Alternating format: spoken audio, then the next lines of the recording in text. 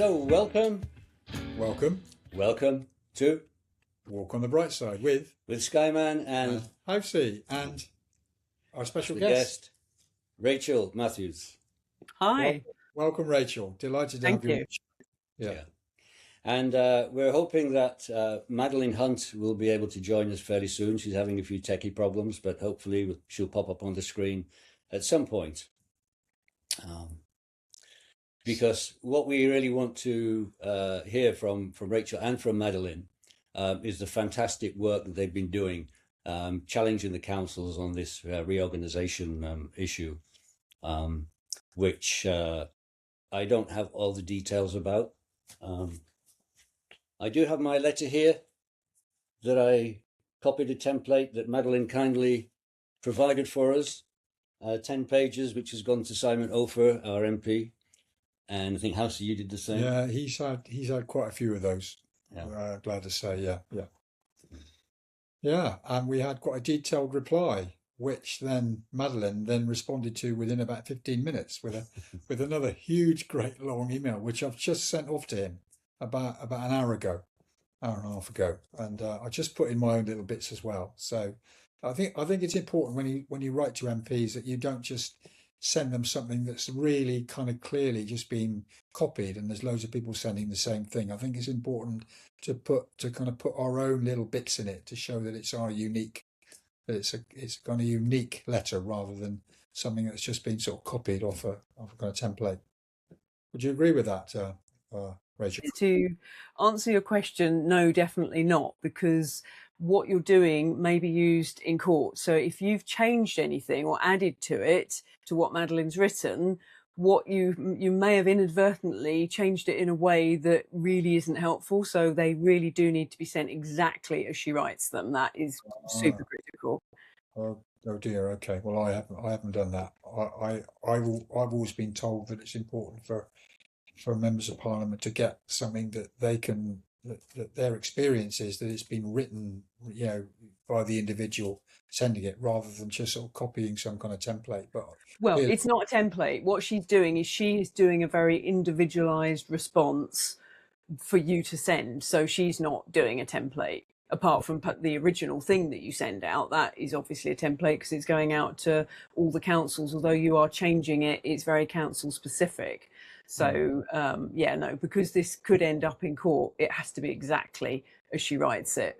So that's really critical. But should we just tell people a bit more about LGR so that they know why we're all going to such efforts to send all of these letters to MPs and councillors, etc.? Do you want me to do a quick recap and then hopefully Madeleine will arrive and can give you the finer details? That's it. That's a great idea, Rachel. Local government reorganisation. That's LGR. Correct. Yes, and it sounds as dull as anything, that it's the most boring subject on earth. And when there's all those things out there like digital IDs and digital currencies and all that kind of stuff to worry about, LGR kind of slips through the radar that people are like, oh well, local government reorganisation. I think most people are fully aware that things aren't going to get better when you make councils bigger, no matter what they say about streamlining. We know that an organisation that already doesn't function that well is not going to get any better making it bigger and amalgamating lots of councils. But the plan is that they make these huge mega councils and eventually the country is divided up with mayors. So think Sadiq Khan types running big sections of the country. And, that's how they plan to have complete control over things, because then they've only got one person can just sign through and make all of the legislations and whatever. If people don't want mass developments or solar farms or whatever, then they can't really object because one person can sign off on it and say, no, we are going to build 10,000 homes on your doorstep. So that kind of control, it basically destroys local democracy. And as I'm sure your viewers already know, democracy is already a bit of a joke, more than that. Hello. Well, now we've got you, Madeleine, but we've lost Rachel. She's frozen. problem. I'm sorry about that. We just have a extra security on our server, and we have to adjust the setting and allow this to go through. So Okay, right. That's fine. That's fine. Well, okay. Well, we can continue. Rachel was just giving us some, for our listeners, some basic information about LGR, the local government reorganization, and the template letter that you've provided. But then she froze.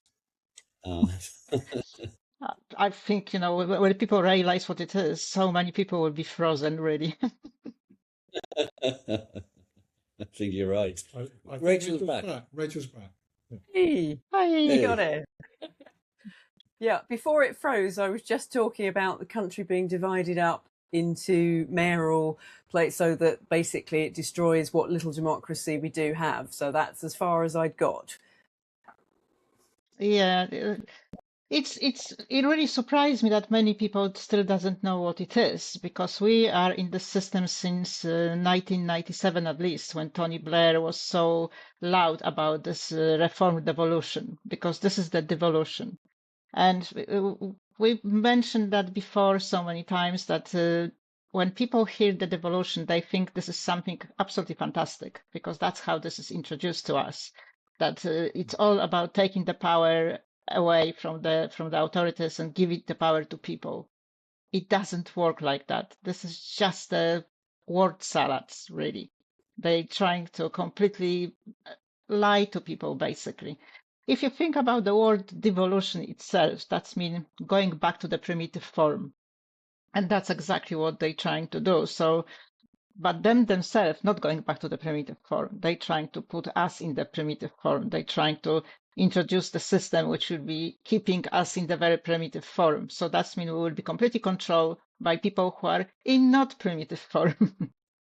So that's basically what they're planning to do. So devolution, if it's what is happening now, they're calling this local government reorganization. Local government reorganization is nothing else but part of devolution. This is the part of the global agenda. So the system what they're introducing to us now, which the mayors, what Rachel was talking about, already exists, and it's America is in the same system. Australia is in the same system. New Zealand is all Europe have the same system. This is a global agenda, 2030, 2050, 2080, whatever. This is supposed to be forever. This is the proper new world order, basically. And when we're talking about the new world order, many people straight away thinking, oh yeah, that's some kind of imagination, some fiction or whatever. People imagine the stuff. It's actually not true, because this is a factual ideology. And Marx was talking about the new world order. That was the idea what they was always having in their mind to achieve. That was the goal for many, many, many years in history. And the kind of new world order system is exactly what we going through since at least visibly since at least 2020, because before that was quietly going behind our back when they was trying to keep people happy and distracted with other things. But since 2020, because we've been very slow in the devolution in comparison to Europe and to EU, and because of Brexit, they have to speed it up, because their plan was falling apart. We have a Trump on one side, we have a Brexit on another side, and that wasn't actually working the way it's supposed to. So they punish us all. They lock the whole globe in the lockdown pandemic, and they just push further with the devolution. And this is where we are now. This is the agenda. That the local government organization is the agenda, the global agenda. Madeleine, excellent. I understand that you've experienced this before. So I'm just wondering if you might be able to give us some comparisons of what you're noticing, and maybe a little bit about your background for our listeners. My background, I will be very quick with that. So I do have experience with dismantling this system, first of all, because when I was a teenager, I was in Solidarity, and the Solidarity was practically the work what people was not the headlines what you saw on the TV with the Valenza and strike and people shouting on the street, that was like a part of the all challenge and action what people was doing when the country finally got together and then decide we have enough. So I've And been this in, is Poland, right? that was Poland. So I've been Oh, in yeah. solidarity as a teenager. I was fighting the system from the same kind of perspective what I am doing this now with exactly the same system again. So we challenged the system in Poland, basically following the regulation, using their own regulation against them. We didn't have the comfort like we still have in UK because we still have a little bit of democracy here left. We didn't have that in Poland anymore. Polish people was living in the socialist system, the Fabian socialist system, which is a communist system for 40 years, and they've been trying to get out from the system in many different ways. Like we're doing this now, when people just following different kind of solutions, they going for a common law, they're going for this, they're going to cut the cameras down, they're doing this, they're doing that, but that is not going to work until the nation actually work together and have a one strategy. Important thing is we have to remember this is a global agenda. This is a global program. And to dismantle and they have a global strategy which is working perfectly well because they came to the point what we are at now. So to actually dismantle this program, we need a global strategy as well to actually create global resistance. We can't just have a millions of ideas how to dismantle them because it's not going to work. They have a one strategy. We need to have the opposite strategy. And in Poland, if I can just say what was similar, everything, absolutely everything. In Poland, we had a communist system before I was born. So the communist system was really, really bad. And people really realized this very quickly after war, what they're doing to them. So the kind of communist system which was run in Soviets and some other countries didn't work in Poland and didn't work in Hungary. So that's why they rebrand the communist system for a socialist system. And the difference was exactly like it's here now. We have the private sector. So we have a stakeholders but all these private sectors, exactly what they're doing now, was still under the state through the contracts, through the international banks, contracts and relation and this kind of exactly the same system. So local government organization, that was the system in Poland. We have the mayors, what they introducing now, and they've done exactly the same. They divide Poland in this area like you can call this smart city, but that wasn't smart by technology, but the idea, that was exactly the idea of smart city, keeping people in particular area and under control. So we had exactly the same system. When I first heard the devolution plans and when Tony Blair took over, when I saw what he's introducing, I just thought, bloody hell, I am just coming back to the same nightmare, which I actually just ran away from. And when I was telling this to people, nobody believed me, of course. No, it's not the same. No, we have a democracy. Oh, this is a completely different country. Yes, it is a different country, and they just destroying your country with the same system what we was trying to dismantle in Poland. Any question? I'm interested. I noticed Rachel is not here. I think she's having internet problems. But how did you and Rachel meet each other? I don't even remember, to be honest. But I always follow Rachel programs, and she is definitely on the same track with the council. So, and I, from the beginning, when from 2020, I knew exactly what is happening. I was trying to tell people they are barking on the wrong tree when they was doing this and that, and we had very good group in Devon, very really good, strong opposition. And because of that, and because we start focusing on the council at the point when everyone was focusing on the global agenda, on Gate, on everyone else, and I was just telling people that's the roots, and that was easy then to actually dismantle them from before they become big. But unfortunately, because we've been doing that, because we approached the council, because we actually did question them, we gave the council a vote of non-confidence back in 2020, 2021. Because of that, we've been too danger for them. So obviously you have people from control opposition, as always, that's always happened. That's happened in Poland, how they control people, who was actually pulling people in different direction all the time. So we end up with a very small circle of people then, but we kept pushing. And because of that, we went to the point, and of course I joined Heritage Party. Regardless, I thought I am never going to join any political party again. But I've met David at one of the public speeches, and I have a very good talk with him. And I realized that the only person from the politicians is David, who actually knows what is happening. All the others was talking crap, really. So I joined That's Heritage, David Curtin Curtin. from Heritage Party. Yeah. So I Yeah. joined them, and because I joined the Heritage Party, that's when we become slightly stronger, because people in the Heritage Party, they was aware of the system, obviously, because David is aware of the system. So we did have a strategy from the very beginning, and we work on the strategy over the years. And because of that, we managed to collect massive number of evidence directly from the authorities, from the government, because we asked them the correct questions all the time. We issue many formal objections to the devolution over the years, since 2022 at least. So this is all easy to check, because it's I think some of those is on our website, Heritage Party website. All these letters are officially logged in the parliament. So again, that's something easy to check.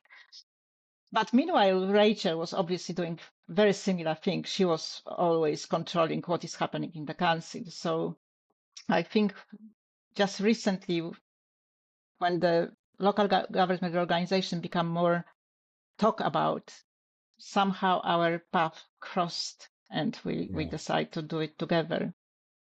I think that was inevitable. And, Yeah. they say from a spiritual aspect that, this is the feminine rising, the woman rising. And what I see is lots of extremely smart women like yourself and like Rachel Okay.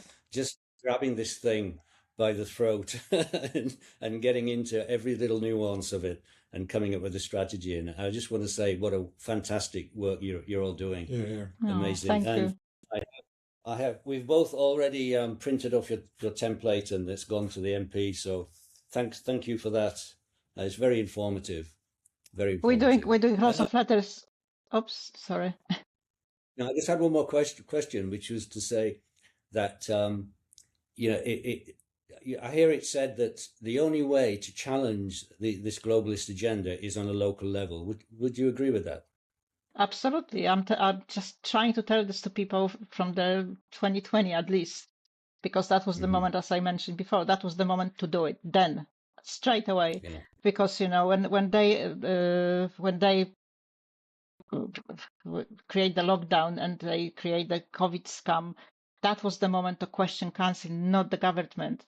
And I was Mhm. trying to show everyone, because that was so visible when you read the Corona Act. It's just saying this very clearly, black and white, that there's a decision about the lockdown, decision about everything, the jobs, everything, every restriction belong to the council. The council is making the decision, no one else, not the government. So the council, and Right. also that was free condition for the council, and that was our first challenge to the council in 2021, because the council actually, to announce the lockdown, have to go through the three conditions there. So it was obviously the statistics, which they didn't have. We challenged them on that. Then some other restriction, and none of them they actually fulfill. So even by the government guidance, they shouldn't adopt the Corona Act, because they didn't have the legal footing. And if we challenge them then about this, we'll be in completely different position now. But because we didn't, they doing exactly the same with every single thing, with the climate, with everything, with digitalization. They doing everything without of any kind of legal footing. I just received a letter now, just before I joined you actually, from Jim McMahon, who is again back as a minister. before he have to resign. And I really believe that was because of us, because we challenged him with some letters which he couldn't answer. And he actually gave us some answer what he shouldn't before. Then he couldn't answer anymore.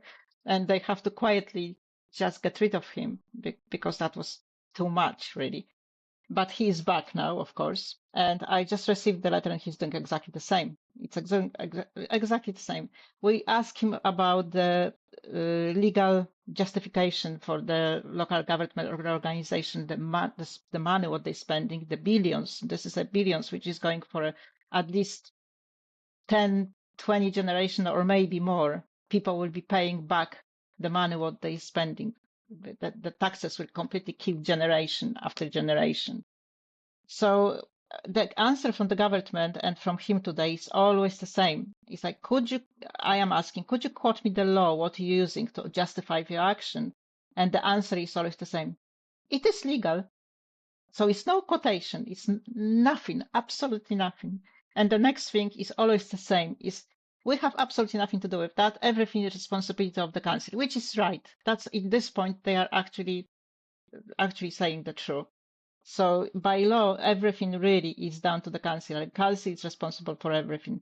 Council means especially few people in the council. That's the people who are appointed and few people from the cabinets as well, the councillors. But mostly people like 151 officers. They are the people who are responsible for a legal side of any kind of decision and for spending. So those are the people what we challenge directly, and because they need to provide the answer for the question what we giving them. They're trying not to, of course.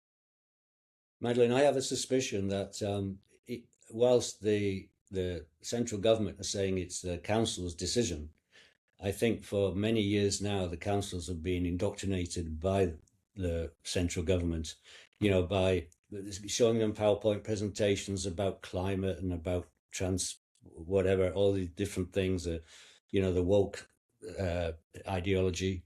And I think there's like a back door into the councils that actually is very prescriptive about what they should be doing.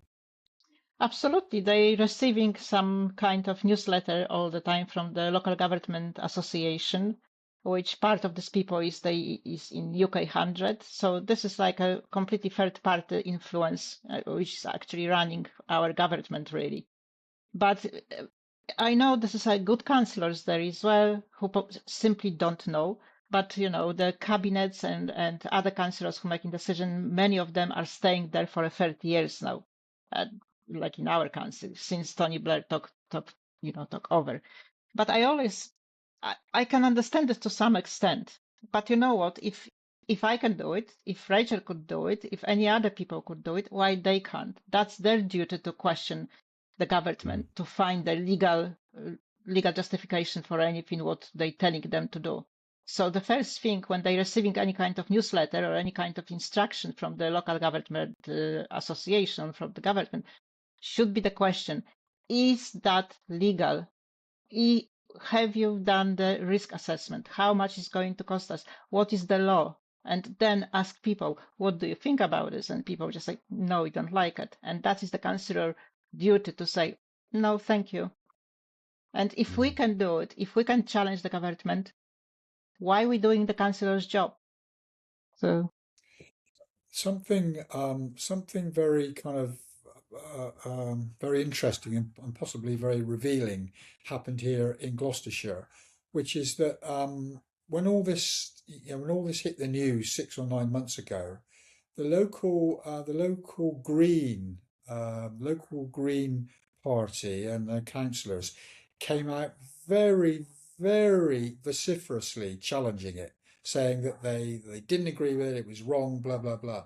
But something's happened, and about a month ago in the local newspaper, which has got a wide circulation, the local head of the district council, who's actually a Green, said that from a very sort of demoralised, kind of resigned viewpoint, that this is now going to happen, and while we might not be happy with it, we have to make the best of it. noise. It's something wrong with the. I can't really hear properly. Right. I Oh, don't know now I what's can hear happening. you. I can hear you back. Yeah, I didn't hear just the last few words, but I heard most. Yeah. So I don't know what's happened over the last 6 9 months from when it first was all in the news. The Green Party were very publicly taking a very strong stance, challenging it and saying this is unacceptable, to now kind of meekly kind of going along with it. I wonder what's happened in that process. The kind of unacceptable that is never 100% unacceptable for a Green Party or any of the Uni Party, because to be honest, this is like a battle for power. So they all pushing the same agenda. It's just their kind of way of introducing the agenda and running the agenda. So one party want to do this, another party want to do that, but they all following the same program. So it doesn't matter. So they're trying to buy the public by saying we are opposing, but they are really not opposing to the agenda at all, to the local government reorganization. They are opposing to the particular way of the local government organization which is introduced in their area. And the best example is now with the legal challenges, because number of councils is now challenging the government. It's about 7 of them probably. So Okay. we've been building a big pressure on the councils, because we've been trying to tell them for a long time that this is abolishment of the council. You're not going to exist. So you really shouldn't support this, because they're just getting rid of you. No, this will never happen. Because all of them was thinking, okay, they maybe get rid of Steve, but they're not going to get rid of me. So that was the kind of thinking. But finally, when the reality came, and it's official now that they're going to abolish the councils, now they decide, oh, we don't like it, so we're going to take the government to court now. The thing is, they can't. They're going to lose, because they enable this process. Nothing could happen if we didn't have the Devolution Act passed in May. But the Devolution Act passed only because the government have to do it, because the council requests reorganization.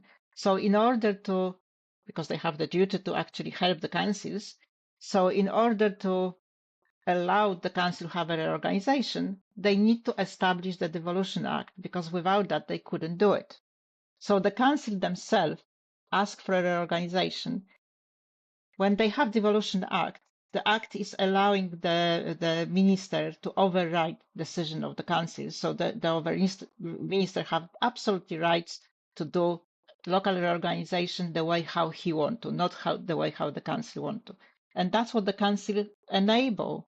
So if they give the minister blessing before for doing this, for have this power, they can't just take him to court now and saying, oh no, you don't, we don't like this, we prefer something else, because they ask for that in the first place.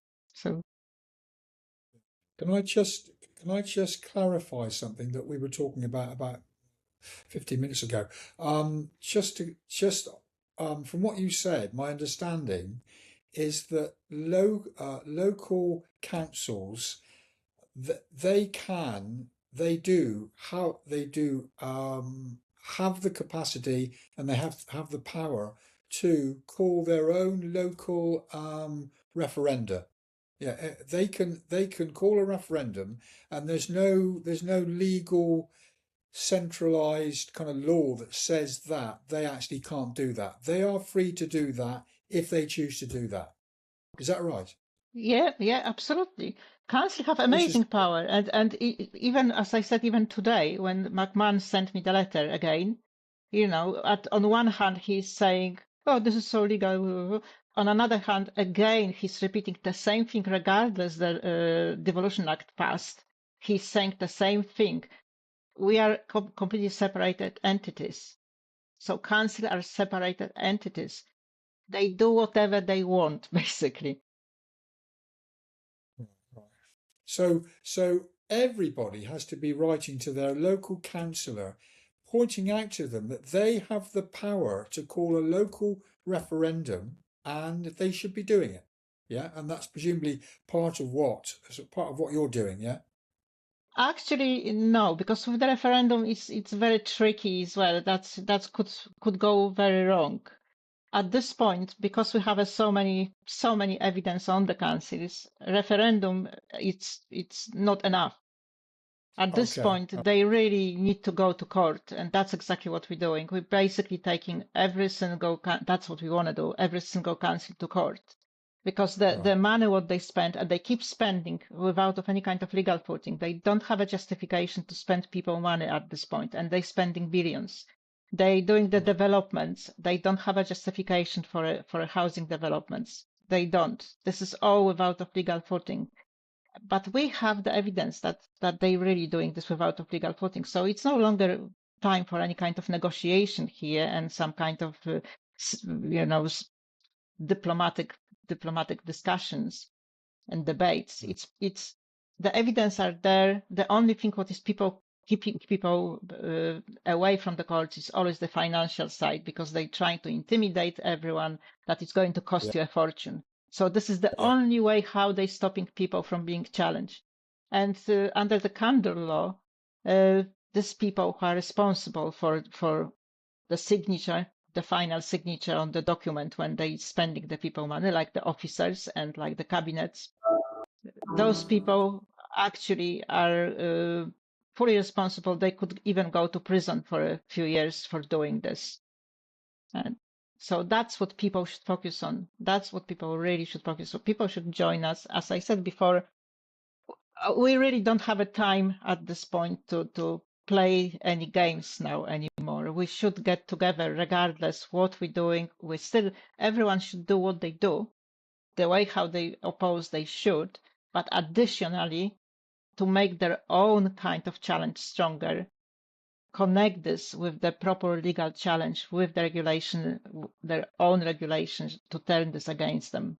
Regardless what we're doing, if this is a data center, if this is the development, if this is a climate, if this is cameras, this is all under LGR, and we have the evidence to stop this all. Because if we stop LGR, if we stop the devolution process, we stop everything.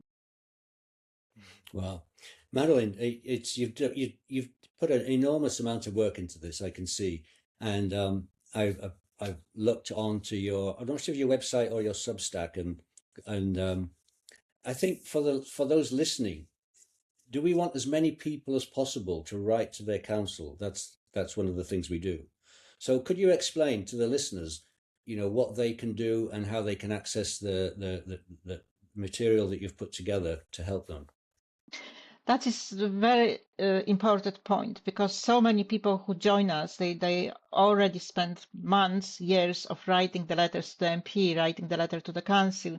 And because we are just ordinary people, we are all just ordinary people and not familiar with the system. We're not familiar with the word salad. And, they using deflective language, which they learn from the special training as well.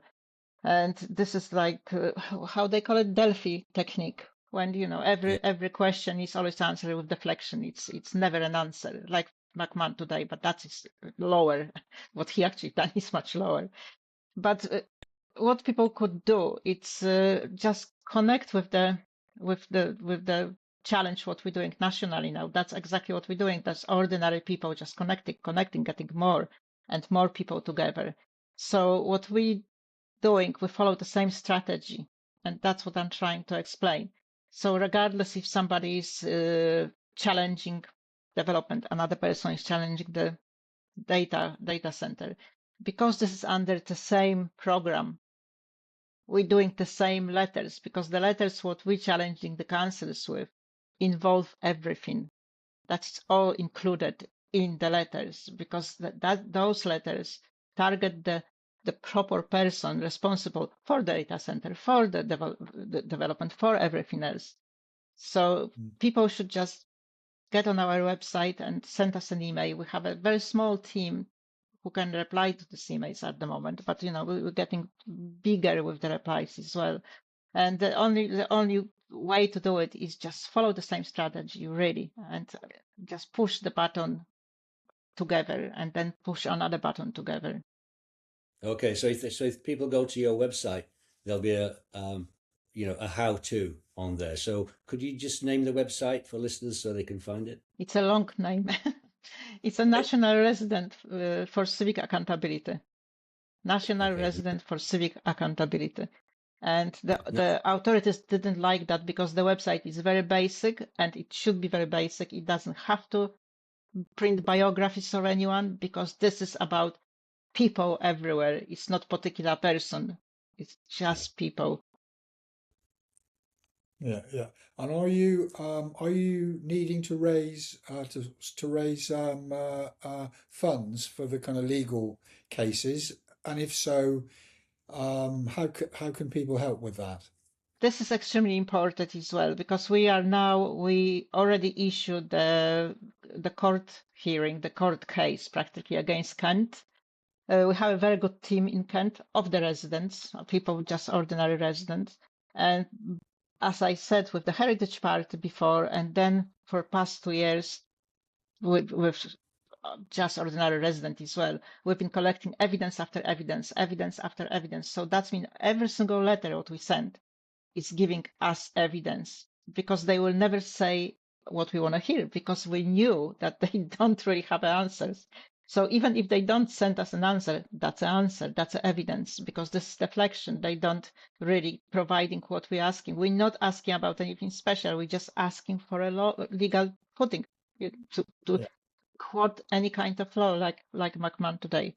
So we open the case against Kent, because Kent is imported. Kent is run by Reform Party, by the way, which Reform Party is claiming to oppose to the local government organization everywhere. But Reform Party ran the Kent County Council for a year now, and they actually never opposed to the to the LGR before. Instead, there was Yeah. actually pushing the program forward. They prepared their own proposal. They submit their own proposal. The worst, the most aggressive proposal, probably from many other councils as well. So they spent enormous amount of money on the consultation, not with people, but with the consultants, and they practically sold so many public assets as well, and approved developments as part of the local government organization. And because of that, we actually starting with Kent. And what we've done, what we can do, and we have to do, because we are, as I said, we are just ordinary people, and it's not like a one claimant. It's a people taking the council to the court. So what we did, and we have to do each time, is ask for the capping. So this is the maximum fees, sorry. So if we lose, we're not going to pay more than a particular amount of money. So if the court approved this, and this actually we submit this together with the form, so we will know straight away. If we have a case, we will know if the court approved the capping as well. So if the court approved this, we will be able, with the money what we already raised, we will be able to open another case now. But we have to wait a few days.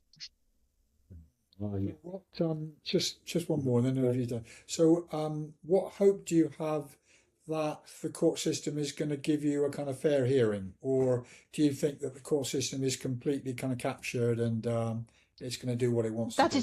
That is interesting, but this is even if we lose, we win, because this is the first time when the resident actually passed the threat, the intimidation border, when they telling you can't do it because you're going to pay lots of money. And also we're going there with the evidence. We're not going there to debate anything, because the evidence what we have, they are the letters directly coming from the authorities. So we're not bringing anything like, we think you've done something wrong, or this is our opinion that's look like. No, you said you're doing this. So this is a very different story, because we actually have the letters from themselves.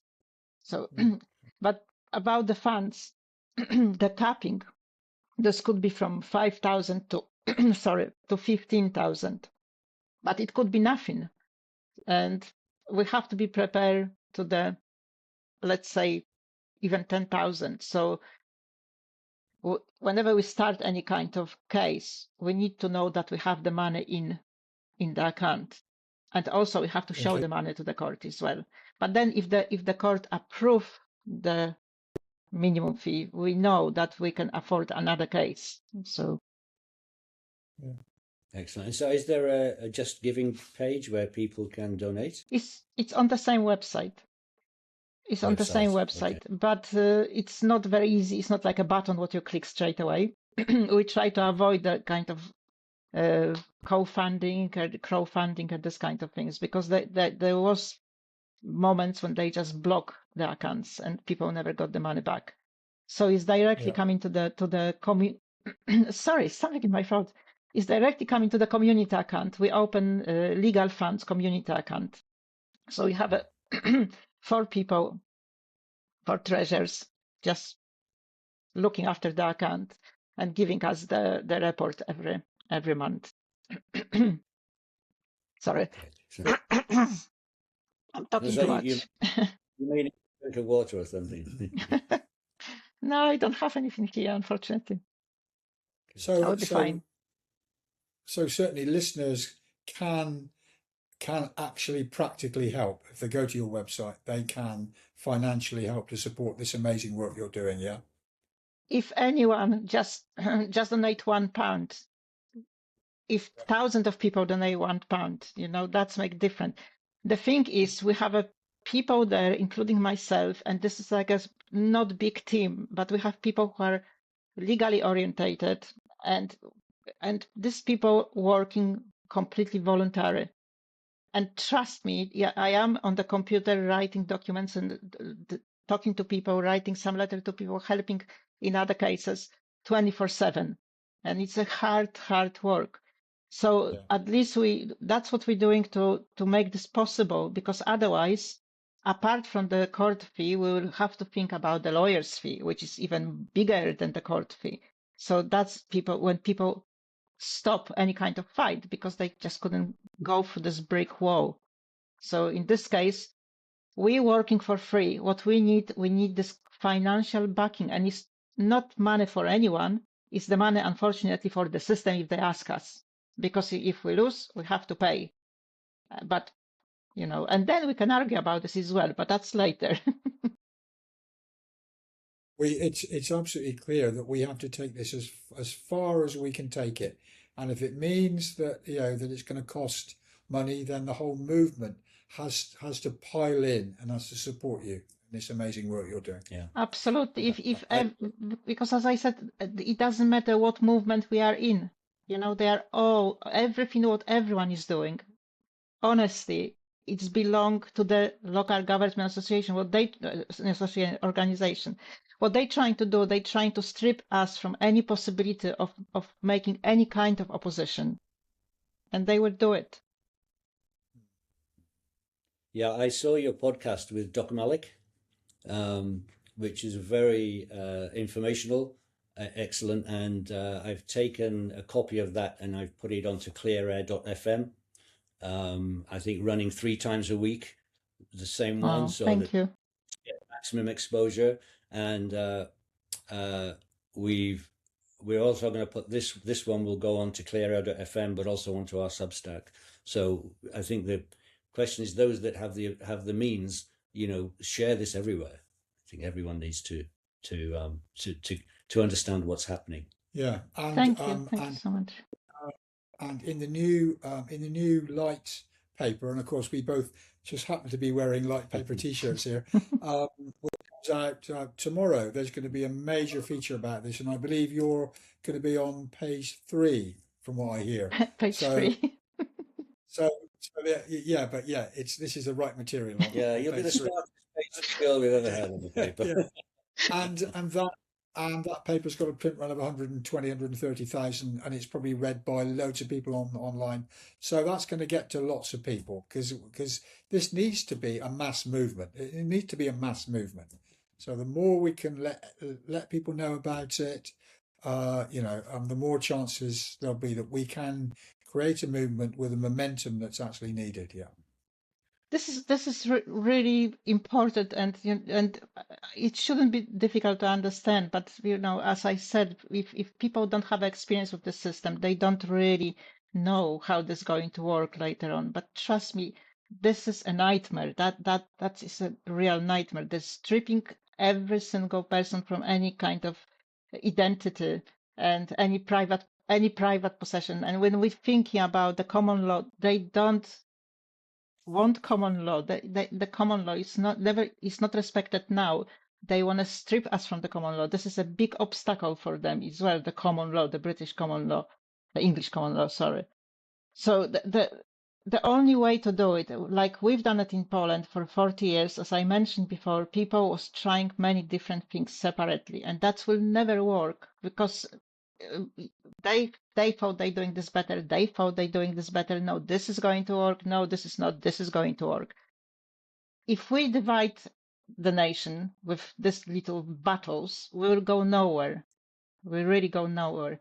So we need to just put all these differences on side and just have a one strategy, one goal, and just do it. And because we still can use we are still capable of using the regulation what we have now, because they just trying to get rid of every single thing what could harm them. But we still have the legal rights. We need to use them. I think this is a really important point you've raised, Madeleine, because there are people who are investing their time and energy into all kinds of things, like, talking about the chemtrails, whereas there's very little they can do about that, talk about the surveillance system, etc., etc. But I think what I'm hearing from you is that there are some, it's like choose your battles carefully. There are some strategic battles that we all need to get behind. Yeah. Drop what you're doing, find the time, get on board with this initiative, and collectively we can make a difference, rather than, as you say, disparately trying this and that and the other, and perhaps getting a little bit weary of not getting any positive response from it. So I think the message goes out to everyone. This is something that we all need to get behind, and we need the whole nation to step up to the mark and follow the lead. Yeah. The thing is, what I think this is the easiest way to actually explain. What many people fight with is the products. And instead of fighting the products, we need to switch off the engine which is producing this. So, if people fight about the chemtrails and other things and the cameras, it is an issue. This is really a problem. This is not something what somebody is inventing. It is a problem, but it's always a pen in the end of the camera or the chemtrails, and this pen is signing the paper which is allowing this to happen. And this pen is actually in the councils, even the chemtrails. The councils is not the government. It's a councils. Council have the contracts with the net zero climate NGOs, not international NGOs. So people don't even know this. They just think the government said that, the government done this. The government could say whatever they want, but to execute this and actually sign the papers that they want this in their area is always a council. Wow, that's very interesting. Yeah. Something I've got a couple of questions I want to ask. Firstly, I'm thinking about the sort of timescale of all this. I'm aware that in your wonderful template, you talk about it that at some point once this kind of gets through, it isn't going to be able to be reversed. It's not going to be reversible. And I'm just wondering about the kind of timescale and how far do you think we might be away from reaching the point where this is not reversible? Are we talking about months? Are we talking about 6 months or a year or a couple of years? What's the kind of timescale of this? Unfortunately, much less than that, because they coming back at the moment. The Parliament have a holiday, but they're coming back in the early of September. They will be rubber stamping the one thing what is missing now, and we pushing on this in this area because the money what they're spending now, everything what they're doing at this point, it's very illegal because it doesn't have any kind of legal mechanism. It's not approved by the parliament yet. So anything what the council should be freeze at this point before the mechanism is going to be rubber stamped. So the council shouldn't make any decision. It shouldn't dispose any public asset. It shouldn't accept any developments. They shouldn't do that because they basically are in the lame duck position at the moment. They don't know if they're going to exist as the kind of system what they have at the moment, or if they're going to be reorganized, how many of the unitary will be in the area, or will be a one mayor, or they don't know. They really don't know what the council is going to look like. So they basically don't exist. The only thing what they should do at this point is just to collect rubbish and clean the streets. Nothing else really, just basic service. So everything what they do at this point is challengeable, and it's a good to have as a evidence. So it's very good to follow every decision what they're making at this point, and make sure that you've got this recorded on paper. Ask them question. If you're not happy about development, if you're not happy about some spending on the climate or anything, make sure that you have this on the paper, that you ask them about this, and they provide you to confirm that they're doing this. They provide you the answer. So they're coming back in September. What is completely irreversible is the damage what they're doing. It's not even, nothing is written in the stone. They could, in Poland, that practically was irreversible, the system, because they stripped us of democracy completely. But we still managed to dismantle them. But unfortunately, what is irreversible is the farming, is the woodlands, is the wildlife, and it's a people private properties. The next thing what they're trying to do is make the boilers compulsory, and people will have to change the boilers in their houses. And the money what they want to use, interestingly, apparently will be taken from NHS, because NHS have so much money to provide the boilers. Right. So, sorry. Right.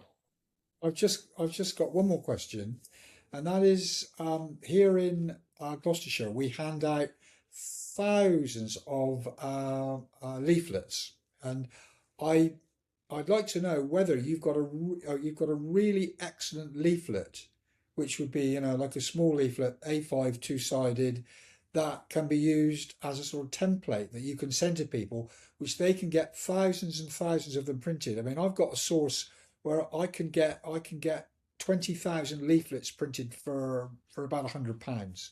So it's really easy, mass production of leaflets. And I'd be very happy if you've got a really good leaflet that perhaps you can actually send me, and we could send it around. I'd be happy to get 20 or 30 or 40,000 printed, and then get them everywhere. Get them in newspapers, leave them in cafes, restaurants, trains, buses, etc., etc. Yeah. Have you got something like that? No, but I can create one. I am actually a graphic designer, so. Love you to do that. You will get thousands all over the country if you can do that. I definitely will. You're talking about small one, yeah? Yeah, Just A5. I will definitely do this. Yeah, some basic bullet points, but people need to know. People definitely need to know. People need to know about the orchestrated emergency, the housing emergency. This is the most painful thing, because you can't. If you saw the Dr. Malik the talk, the chat what we had, we actually spoke about this before.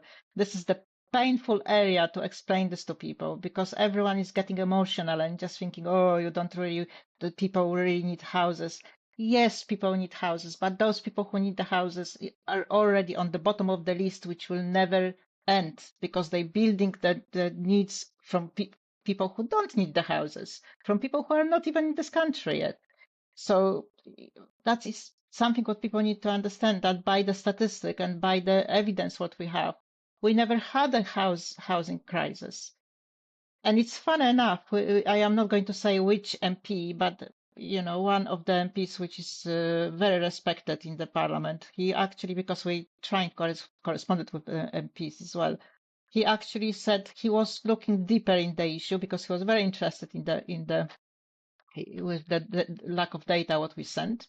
And he said he realized that since 90s, they when they start creating the crisis, they have particular number what we need to fulfill. They build the houses, but they never deduct the number. They was just adding more and more and more and more and more. So it doesn't make any sense, does it? But with the No. lack of data, we asked the minister, McMahon, we asked him about the data, and he said they don't have it. They don't know who need the houses. So we asked most council in UK, we actually asked the same question. They don't have the data. So the standard method is just a projection. The standard methods doesn't talk about local needs. The standard method doesn't separate the settlement from the local needs. So it's again something just made up. It's algorithms, and nobody knows who need the houses. And to explain this to people that those people who need houses, really the houses are there. The houses are there. You're just not getting them because those people who need houses going on the bottom of the list. And it's so easy to check this. You can just type Rainer housing immigration, because she officially said that she prioritized immigration over local needs. I'm going to kind of make an offer now. If you when you've designed this fantastic leaflet you're going to design, I will get 100,000 printed here, and then listeners, they can actually contact us and say, yes, please send us 1,000, please send us 2,000, so we can start to get your brilliant leaflet like all over the country. Mm-hmm. So I'm happy to get 100,000 printed here, and then we'll get them all over the place. Yeah. Fantastic. Thank you. I'm going to work on this after the program. Let's do that. Yeah, some basic information, because it's interesting, because all this information, all things what is happening in the parliament, every single regulation what they change, it is official, and they publishing articles in their own internal kind of news. So the councillors should be very much aware of what is going on, because this is the internal magazines, the internal newsletter, and etc. But that's something what should be on the mainstream media, and it never will be. And that's what people don't know, what is really happening. Everything what we see in mainstream media is a distraction from the reality. And unfortunately, the alternative media, big part of alternative media, only mirrors what is in the mainstream media. So they introducing the same issue, but from the different perspective. But we're still talking about the issue which is not really the priority. Yeah. Wow. Well, I mean, thank you so much. I mean, if I'd been on a show like this, trying to talk in a language that wasn't my first language, I wouldn't have a clue how to do it. You've been absolutely amazing. Thank you for your. Oh, thank you. And when you say that you're working 24/7, I reckon we could take that pretty literally. I reckon you're working all the time on this, and it's amazing what you're doing. And also Rachel as well, who we lost because of we lost Rachel. You two, you together talk about dynamic duo and tenacity. You're amazing, you two. So thank you for all you do. I think Rachel is fantastic. I couldn't do it without Rachel. I really couldn't. Rachel, Sharon from the councillors, they are amazing people. And also all the people, just ordinary people who contacted us after the Rachel program and gradually contacting us more. Honestly, those people working hard as well. They sending the letters. They most of the time they don't even know what they're sending, but they know this is important, and everyone is recording what they're receiving. So thank you, really thank you, because we can only do it if we do it together. Rachel is back actually now. Oh, Rachel. And we're just about to close the Yeah, show. yeah. Well, maybe Rachel can just come in and just say a She's couple not of things. quite there yet.